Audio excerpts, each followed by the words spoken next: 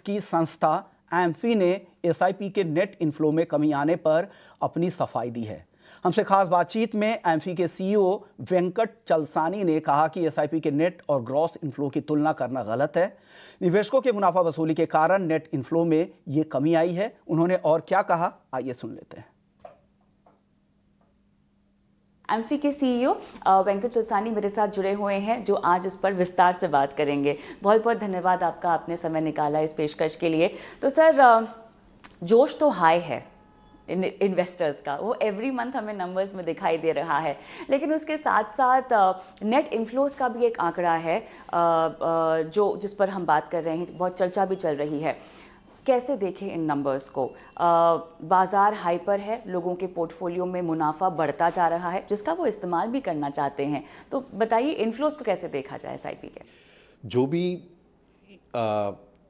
Numbers का crutching जो कर रहा है, नंबर एनालिसिस जो कर रहा है, उन लोग थोड़ा एक चीज़ बिल्कुल समझना चाहिए कि इन्वेस्टर्स एक महीने का जो मल्टीपल इन्वेस्टर्स, जैसे अभी हमारा पास 9 करोड़ 33 लाख इन्वेस्टर्स है जो एसआईपी में।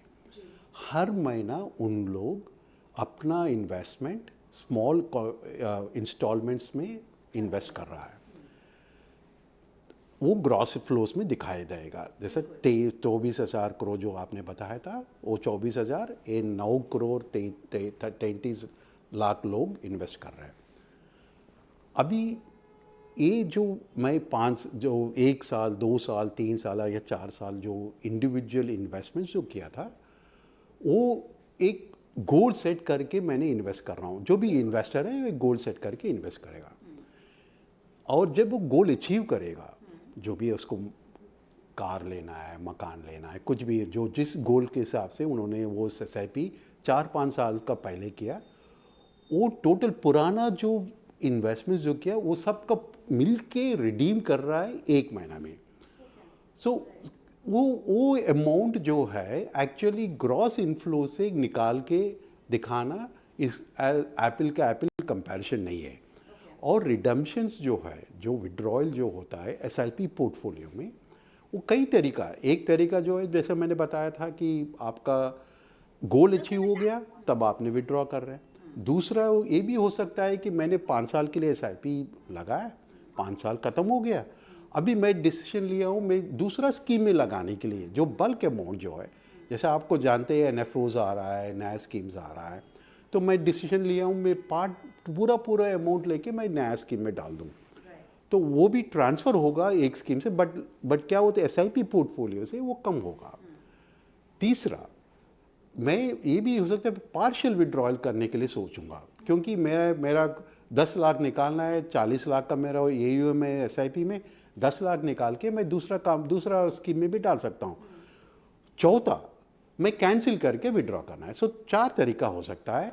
ऑलराइट, चलिए, काफ़ी बारीकी से आपने बताया इन नंबर्स के बारे में, और जाते जाते बस आखिरी सवाल आपसे यही पूछना चाहूँगी कि अब जब अगले महीने नंबर्स आएँ एम्फी के डेटा के, तो इन्वेस्टर्स कैसे देखें? इन्वेस्टर्स को ये देखना है कि कंटिन्यूस फ्लोज आ रहा है कि नहीं, और इसमें कितना net flows for the total scheme सब में मिला के एसआईपी में ग्रॉस फ्लोज आ रहा है कि नहीं, because SIP is in inflows जो आता है वो sum total investment that are doing. So SIP इसका ग्रॉस फ्लोज देखना है, टोटल ईयूएम का नेट इनफ्लोज देखना है। That is how the breakup है। चलिए, तो रिटेल इन्वेस्टर्स का दमखम अभी भी बरकरार है बाजार में, और उम्मीद बस यही करते हैं कि एसआईपी के नंबर्स हर महीना जो नया रिकॉर्ड छू रहे हैं वो लगातार छूते रहें।